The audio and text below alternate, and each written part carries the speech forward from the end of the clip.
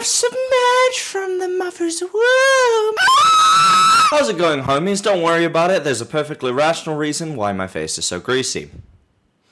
Anyways, when I was a kid, I was a bit of a gamer. The sounds of Zelda's sword hitting into something heavy or the shots from John Marston's pistol was kind of the perfect noise to drown out my parents' constant arguing. Plus, when my father would go away on his business trips for 3 months to 2 years at a time, he would always come back with an array of new titles for me to play. I mean, honestly, I always knew they were secondhand. As often there was notes left in the PS2 cases, like, I don't know, I'm your half-brother Albert, and or Dad has a second family. I never really got the references I'm assuming the game vendor was leaving in there. There's probably lines from some like 80s movie, but all the same, I did appreciate the personal touch. One of these games my dad bought me after a particularly long trip was Skyrim for the PS3. And personally, I wasn't a fan of it. I didn't even like Vanilla Edition, and that was like 15 generations ago at this point. But some people were, and a lot of people were actually inspired by it. So with that being said, meet Jin the Kid, a 31-year-old TikToker who was more than likely the target audience upon its original release date. If I had to guess or assume, I'd imagine he probably spent a good couple of years grinding it out, and found himself really invested in the world and its story. So much so, he made parodies of it from the years of 2019 to 2021. Or at least I'm guessing, as currently his account has been sandblasted off the entire platform. So I'm stuck to speculation, bro. Before we go too deep into this, I feel like I have to remind every single one of you. You're gonna die, you're gonna die, you're gonna die. And although I assume most of you are probably familiar with the game, and more than likely have played it yourselves, there is absolutely a huge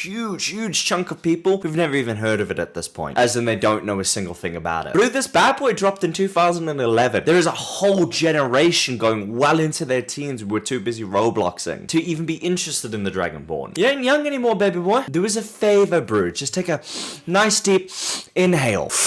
Oh, what's that ripe smell? Those are your old testes, baby. Sweet aging aroma. So very quick rundown. The Elder Scrolls Skyrim was a critical hit for its time. The gameplay loop was pretty simple. Do a fetch quest and then level up your magic or your gear. Then do another fetch quest that feels the exact same as the last one. Rinse and repeat and add a couple dragons. Suddenly you have a global success. And don't get me wrong, even though I didn't appreciate it, I could still respect the fact that it was innovative and truly something new. But unfortunately, like anything new, like say I don't know, multiple stepmothers, because your birth mother says you remind me too much of him, and she abandoned you to fend for yourself while he was on one of those business trips, there are some growing pains. It was often incredibly glitchy, and NPCs quite frankly were as stiff as a board when it came to expressing themselves. In very much that time era of bacon, narwhal, lol XD random humor, Skyrim parody videos were at their peak as a result. Skyrim Shuffle.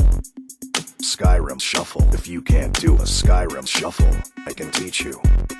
Here's a tissue for your pants, cause you're wet. And still left their stamp on a lot of people. People like Jin the Kid, who brought that humor over to TikTok via their impressions. These impressions were incredibly clever and also super varied. Sometimes he would parody the clunky gameplay.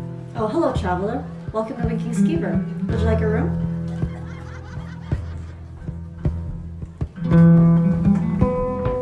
The awkward dialogue. It's not much, but it gets us by. Would you like to get married? I've never been asked before. Sure. How wonderful. And the strange broken mechanics. Need something?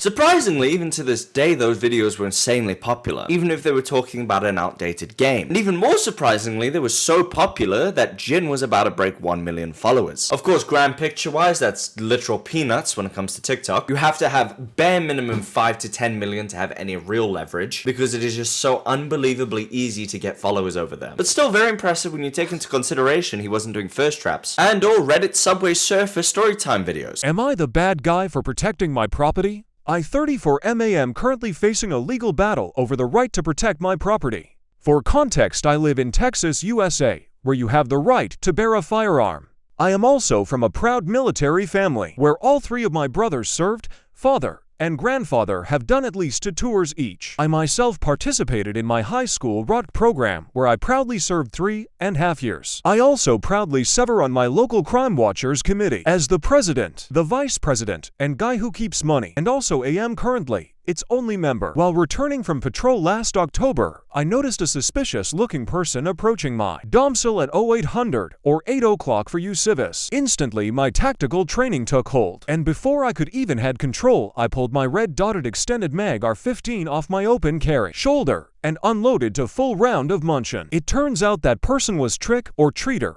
and may or may not be in their teen years. I of course got off scot-free, as it is my right to protect my land. But a buddy of mine pointed out suing the parents of teen for emotional stress and the damage to my front door may be distasteful. So Reddit, am I the bad guy? You may be taking notes, so I keep using the past tense for Jin the Kid. Well, that's because my homie who did such silly little funny videos is now doing a bid for double homicide. That info might be a shock to your system, or knowing myself, that's probably the title of it and you already knew it was coming. But either way, you can't leave now. Go ahead and try. Oh!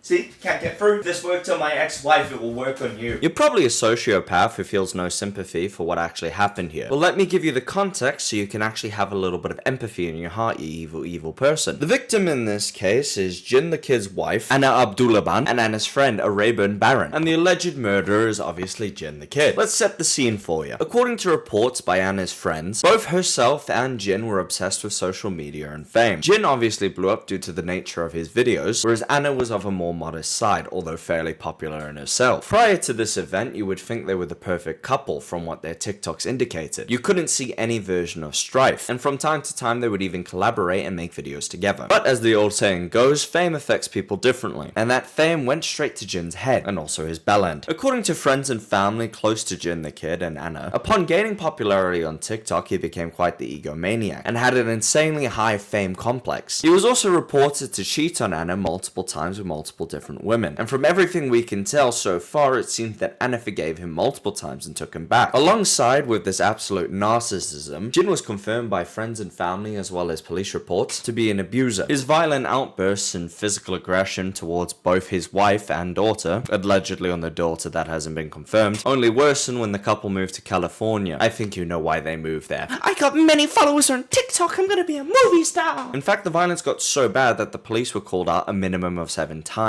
And 7 times they were unable to take action, due to either a lack of evidence or Anna withdrawing her statement. There's also confirmed reports of Anna going across to their neighbors and claiming that Jin punched her in the face and took her phone away so she couldn't call the police. Allegedly, he's not a good guy. Eventually, and almost miraculously, Anna managed to convince Jin to get out of the apartment. Her plan was to get divorced. Jin's plan was to stay in a hotel room for a little bit and hopefully get back with his wife. They had been split apart for a great many months, and according to Anna's friend, she was very clear with Jin what she wanted out of this. A clear, admirable separation. Jin, being the hopeless romantic superstar that he is, simply could not allow that, and his paranoia and jealousy led to him creating a copy of the apartment key, entering it when Anna was not home, and smashing the place to absolute hell. He then installed spyware onto his daughter's iPad, i.e. a listening device, and returned to his hotel room. I'm unclear on the timeline, but at some point, Anna had her friend over, and you can imagine the super sane, super nice guy's reaction to that. He went absolutely ballistic. Allegedly, Jin then hopped in his car and drove over to the penthouse at max speed 1. Upon arriving, he drew a firearm and then popped Mr. Baron 3 times and put 1 bullet in Anna's head. He then immediately fled the scene, hopped in his car and went to go collect his daughter. He was caught about 40 minutes later, traveling along the highway. According to initial reports by police, he claimed that he was taking his daughter to a safe location with family. He then on the spot confessed to the killing, but later retracted his statement. For your guys' clear understanding, Jin has changed his story multiple times. He claimed they were alive when he was there, he claimed that he killed them, he claimed that he found them dead, and honestly he'd probably claim that the Pope is Jewish. Allegedly, to me, it seems like he definitely allegedly killed those two. And as it stands right now, from what little information I can gather on him, he's still pleading his innocence to anybody will hear. I miss all of everything. It's my craft. It's my baby.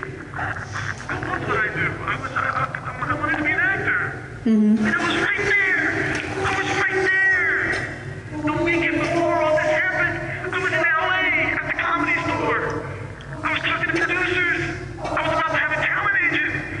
It was right there. The max sentencing he can receive upon being proven guilty is the death penalty, and as it stands, he still remains in custody awaiting trial. As far as I'm aware, the preliminary proceedings has begun, but complex murder cases take a really long time. You're expecting me to crack a half joke, maybe do a funny little glue glab, or be cheery. Well, I am sorry, I know I'm an asshole, but I'm not Wine Mom Drunk Murder Podcast bad. To me, I'm just more interested in the fact that it goes to show you have no idea what's going on in someone's home. Anything could be happening off this camera right now, and you'd have no idea. And I want an important takeaway from this story to be, don't trust TikTokers, and don't believe that you know the person behind the camera. Anybody who doesn't wear the fact that they're a bad person on their sleeve, especially when it comes to online creation, is not someone you should trust or admire. But speaking of being a bad person, you legally have to subscribe. Otherwise, you are. That wasn't as smooth as I wanted it to be. I hope Anna and her mate get their justice. And the alleged guy who may allegedly, definitely be Jen gets the sentencing he deserves. Now I command you to go to bed because I am going to now. See you later, guys. Bye-bye.